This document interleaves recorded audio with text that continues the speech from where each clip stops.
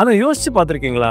சிற்பிகள் செதுக்கல, தேவையில்லாத ஒதுக்குறாங்க அப்படிங்கறதுதான் உண்மை. இப்ப ஏற்கனவே அதுக்குள்ள இருக்கிற சிவன், அதுக்குள்ள இருக்கிற முருகர் வடிவமா வெளியில வரும்போது சிற்பிகள் செதுக்காம தேவையில்லாத விஷயத்தை ஒதுக்குறாங்கிறது தான் விஷயம். ஒரு இயக்குனர் கதை அமைக்கும் போது அதுல வர கதைக்களம், அதுல வர கதாபாத்திரங்கள் அது எப்படி இருக்கணும் அப்படின்னு ஒரு விஷயம் டிஃபைன் பண்ணுவாங்க. அது கேரக்டர் ஆர்க் அப்படின்னு சொல்லுவோம். அவர் ஒரு மெஜிஷியன், அவர் ஒரு என்டர்டெய்னர். இந்த மாதிரி அவருக்கு நிறைய பட்டங்களை நம்ம சூட்டலாம். 25 days நாங்கள் ஹைதராபாத்தில் ஸ்டே பண்ணியிருந்தோம் ஃபிலிம் சிட்டியில். அப்போ சுந்தர் சார் போகும்போது என்கிட்ட சொல்லிட்டு போனார், அபிஷேக் இந்த படத்தில் கேரக்டராக பெரிய ரோல்லாம் இருக்காது, பட் நீங்கள் படத்தில் ஃபுல்லாக இருப்பீங்க அப்படின்னாரு. வாங்க ஜாலியாக போகலாம் அப்படின்ட்டு போவோம். ராகவேந்திரா சிற்பக்கலை கூடத்தில் வந்திருக்கேன். இவர் தான் ராமசாமி ஐயா, ஒரு அற்புதமான சிற்பி. இவர் ராகவேந்திரர் கனெக்ஷன் ஒன்று சொன்னேன்ல, அது ரஜினி சாரை ஆரம்பித்து மந்த்ராலயம் ராகவேந்திர சுவாமி, அப்புறம் தக்ஷிண மந்த்ராலயம், அதாவது ட்ரிப்ளிகேனில் இருக்கிற ராகவேந்திர சுவாமி, அந்த விழாக்கெல்லாம் பார்த்தீங்க. இப்போ மறுபடியும் ராகவேந்திர சுவாமி கலைக்கூடத்துக்கு ஒன்று வந்திருக்கோம். சிற்பிகள் செதுக்குறாங்க அப்படின்னு ஒரு விஷயம் நம்ம எப்போவுமே பேசுவோம். ஆனால் யோசிச்சு பார்த்துருக்கீங்களா? சிற்பிகள் செதுக்கல, தேவையில்லாத ஒதுக்குறாங்க அப்படிங்கிறதான் உண்மை. இப்போ ஏற்கனவே அதுக்குள்ள இருக்கிற சிவன், அதுக்குள்ள இருக்கிற முருகர் வடிவமா வெளியில வரும்போது சிற்பிகள் செதுக்காம தேவையில்லாத விஷயத்தை ஒதுக்குறாங்கிறது தான் விஷயம். இது நான் ஏன் இப்போ சொல்றேன் அப்படின்னு கேட்டிங்கன்னா, ஒரு சிற்பி எந்த அளவுக்கு தேவையில்லாத விஷயத்தை ஒதுக்குறாரோ அதே மாதிரி தான் ஒரு இயக்குனரும். ஒரு இயக்குனர் கதை அமைக்கும் போது அதில் வர கதைக்களம், அதில் வர கதாபாத்திரங்கள் அது எப்படி இருக்கணும் அப்படின்னு ஒரு விஷயம் டிஃபைன் பண்ணுவாங்க. அது கேரக்டர் ஆர்க் அப்படின்னு சொல்லுவோம். இந்த மாதிரி நிறைய டைரக்டர்ஸோடு நான் ஒர்க் பண்ணியிருக்கேன். அதில் ஒரு சில டைரக்டரை பற்றி இந்த விளாகில் நான் பேச போகிறேன். நான் இப்போ பேச போகிற டைரக்டர் யாருன்னு பார்த்தீங்கன்னா, அவரை கமர்ஷியல் கிங் அப்படின்னு கூட சொல்கிறாங்க. ஏன்னா அவர் கமர்ஷியலான படம் தான் எடுப்பார். சினிமாவுக்கு போனால் ஜாலியாக இருக்கணும், பாட்டு இருக்கணும், ஃபைட் இருக்கணும், காமெடி இருக்கணும்னு ரொம்ப தெளிவாக ஒரு டெம்ப்ளேட்டை வச்சு ட்ராவல் பண்ணுறவர் தான் இந்த டைரக்டர். அவர் பேர் சுந்தர் சி சார். அவர் ஒரு மெஜிஷியன், அவர் ஒரு என்டர்டெய்னர். இந்த மாதிரி அவருக்கு நிறைய பட்டங்களை நம்ம சூட்டலாம். ஏன்னா சினிமாவில் இவ்வளோ வருஷம் இருந்து கிட்டத்தட்ட எனக்கு தெரிஞ்சு 40+ ஃபிலிம்ஸ் சுந்தர் சி சார் பண்ணிட்டார். இவ்வளோ லாங்கிவிட்டி கரண்ட்டில் இருக்கிற ஒரு கமர்ஷியல் டைரக்டருக்கு இருக்கா அப்படின்னு கேட்டிங்கன்னா, ரவிக்குமார் சார், கேஎஸ் ரவிக்குமார் சாருக்கு அப்புறம் ஐ திங்க் சுந்தர் சி தான் நினைக்கிறேன். அதுக்கு முன்னாடி பாலச்சந்திர ஐயாலாம் இருந்தாங்க. பட் இன்றைக்கி இருக்கிற கமர்ஷியல் சினிமாவில் அவரை மாதிரி ஒரு கமர்ஷியல் டைரக்டர் பார்க்குறது ரொம்ப ரொம்ப கஷ்டம். நான் சமீபத்தில் ஒரு காலேஜ் ஃபங்க்ஷனுக்கு போனேன். இந்த காலேஜ் ஃபங்க்ஷன் போகும்போது நிறைய பேர் குரசாவை பற்றி பேசினாங்க, கோதாட் பேசினாங்க, ஃபெலினி பேசினாங்க. ஆனால் ஒரு பையன் மட்டும், சார் நான் சுந்தர் சி ஆகணும் அப்படின்னா. நான் அவனை கூப்பிட்டு பேசுகிறேன், என்னடா சொல்கிறேன் அப்படின்னு கேட்கும்போது சொல்கிறான், சார் நான் ஃபிலிம் என்டர்டெயின்மெண்ட்டாக பார்க்குறேன் சார், நான் ஃபேமிலியோடு போகணும், சிரிக்கணும், ஜாலியாக இருக்கணும், அந்த மாதிரி ஒரு டெம்ப்ளேட்டில் படம் பண்ணோம் சார், அது எனக்கு சுந்தர் சி சார் தான் குரு அப்படின்னு அவன் சொல்கிறான். ஸோ சுந்தர் சி சார் அங்கே துரோணாச்சாரியாராக மாறுறாரு அவனுக்கு.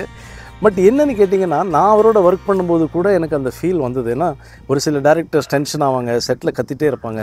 சுந்தர் சி சார் ரொம்ப காமாக சுச்சுவேஷன்ஸை ஹேண்டில் பண்ணக்கூடிய ஒருத்தர். அவரோட நான் 2 படம் பண்ணேன். ஒன்று ஆம்பளை, அது மாபெரும் ஹிட்டு. 2வது வந்தா ராஜாவாக தான் வருவேன். இப்போ ஆம்பளை நான் ஃபஸ்ட் டே ஷூட்டிங் போகும்போது பார்த்திங்கன்னா என்செம்பிள் காஸ்ட் அது, அதாவது Vishal brother, Vaibhav, Sathish, Hansika, Ramya Krishnan madam, Aishwarya Lakshmi, Kiran Rathore, Santhanam sir. So இவ்வளோ பேரையும் ஹேண்டில் பண்ணுற ஒரு டைரக்டர் எதையுமே ஹேண்டில் பண்ணலாம். ஏன்னா எங்கேயுமே ஷூட்டிங் எனக்கு தெரிஞ்சு Sundar C sir shooting cancel ஆனதா நான் கேள்விப்பட்டதே இல்லை. அவ்வளோ தெளிவாக இருக்கும் அவரோட கிராஃப்ட்டு. ஆர்டிஸ்ட் வராங்களோ இல்லையோ ஷூட்டிங் நிற்கவே நிற்காது. அவர் ஏதோ ஒன்று எடுத்துகிட்டே இருப்பார். கரெக்டாக 8 o'clock கேமரா ரோல் ஆகும். ஈவினிங் 6 o'clock சார் பேக்கப் பண்ணிவிடுவார். அது இன்னொரு பெரிய சந்தோஷமான விஷயம் ஆர்டிஸ்ட்டுக்குமே. ஏன்னா அவர் என்ன சொல்லுவார்னாக்கா, போதுமே இன்றைக்கி ஒர்க் பண்ணது, பிளான் பண்ணது எடுத்துட்டோம் அப்படின்னு சொல்லுவார். அது ஒரு ப்ராப்பர் கிராஃப்ட்மேனால் தான் எடுக்க முடியும்.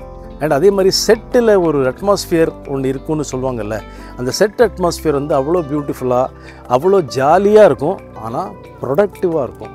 அதுதான் சுந்தர் சி சாரோட பெரிய ப்ளஸ்ஸு. அண்ட் அவர் ஒரு ப்ரொடியூசர்ஸ் டிலைட். அது அவருக்கு இன்னொரு ஒரு பட்டம், ப்ரொடியூசர்ஸ் டிலைட். சொன்ன நேரத்தில் சொன்ன காஸ்ட்டில் ஒரு படத்தை முடிச்சு கொடுக்கக்கூடிய ஒரு மாபெரும் இயக்குனர் வந்து சுந்தர் சி சார். அவரோட 2 படம் ஒர்க் பண்ண அனுபவம் வந்து எனக்கு நிறைய இருக்குது. அந்த 2 படமே நிறைய ஒரு கிளாஸ் தான் ஆக்சுவலி. இன்னும் சொல்ல போனால் வந்த ராஜாவாதா வருவேன் வந்து கிட்டத்தட்ட 25 டேஸ் நாங்கள் ஹைதராபாத்தில் ஸ்டே பண்ணியிருந்தோம் ஃபிலிம் சிட்டியில். அப்போ சுந்தர் சார் போகும்போது என்கிட்ட சொல்லிட்டு போனார், அபிஷேக் இந்த படத்தில் வந்து கேரக்டராக பெரிய ரோல்லாம் இருக்காது, பட் நீங்கள் படத்தில் ஃபுல்லாக இருப்பீங்க அப்படின்னாரு. வாங்க ஜாலியாக போகலாம் அப்படின்ட்டு போவோம். அதே மாதிரி ஷூட்டிங் முடிஞ்ச பிறகு Sundar C sir is the most chilled person. ஜாலியாக பேசுவோம், நைட் ஆச்சுன்னா டின்னர் சாப்பிட்டு பாட்டு பாடுவோம். ஸோ ஒரு பிக்னிக் ஃபீல் இருக்கும் சார் படத்தில். ஆனால் அந்த படத்தை ஃபஸ்ட் காப்பி பார்க்கும்போது, தியேட்டரில் பார்க்கும்போது அவரோட விஷன், அவரோட கிளாரிட்டி, அவரோட அந்த எப்படி நம்மக்கிட்ட வேலை வாங்கியிருக்காரு நமக்கு தெரியாமங்கிறது எல்லாமே தெரியும். அதுதான் Sundar C sir. Love you Sundar C sir. இது வந்து என்னோடய விலாகில் வந்து நான் ஃபஸ்ட்டு டைம் ஒரு டைரக்டரை பற்றி பேசினது இந்த விலாக் தான். இந்த மாதிரி நான் ஒர்க் பண்ண டைரக்டர்ஸை பற்றியும் நான் பேச போகிறேன். But Sundar C sir is always special. ஏன்னா ஒரு கமர்ஷியல் படம், பெரிய ஹிட்டு, எனக்கு பர்சனலாக கொடுத்த படம் ஆம்பளை. புக் ஃபேர் போனப்போ ஒரு அம்மா வந்து நான் அந்த படம் 25 தடவை பார்த்துட்டேன் அப்படின்னாங்க. நான் கிண்டலாக அந்த அம்மாட்ட சொன்னேன், சுந்தர் சி சார் இந்த படத்தை இவ்வளோ தடவை பார்த்துருக்க மாட்டாங்கன்னு. பட் அவங்க சொன்னாங்க, சார் அது ஸ்ட்ரெஸ் பஸ்டர் சார், அந்த படம் பார்க்கும்போதெல்லாம் சந்தோஷமாக இருக்கும் அப்படின்னு. ஸோ அதனால் thank you Sundar C sir. And இதுக்கு பிறகு நிறைய வேலைகள் உங்களோட பார்க்கணுன்னு ஆசை, பார்ப்போங்கிறத நம்புகிறேன். Like I keep saying, life has been a wonderful journey for me. It's been progressive, depressions, back down, phoenix bird அப்படின்னு ஒன்று சொல்லுவாங்க. ஜெயலலிதா அம்மையார் வந்து அப்பப்போ சொல்லுவாங்க. ஸோ அந்த ஃபீனிக்ஸ் பேர்டாக எனக்கு அப்பப்போ நான் சோர்ந்து போகும்போது எனக்கு ஏதோ ஒரு படத்தை கொடுத்து கடவுள் என்னை மறுபடியும் மேலே கொண்டு வர்றாரு. கடவுளுக்கு நன்றி. இந்த மாதிரி எனக்கு ஒர்க்கு கொடுத்த டைரக்டர்ஸ், ப்ரொடியூசர்ஸ், கோ ஆர்டிஸ்ட்டுக்கு நன்றி. I'll see you in my next vlog.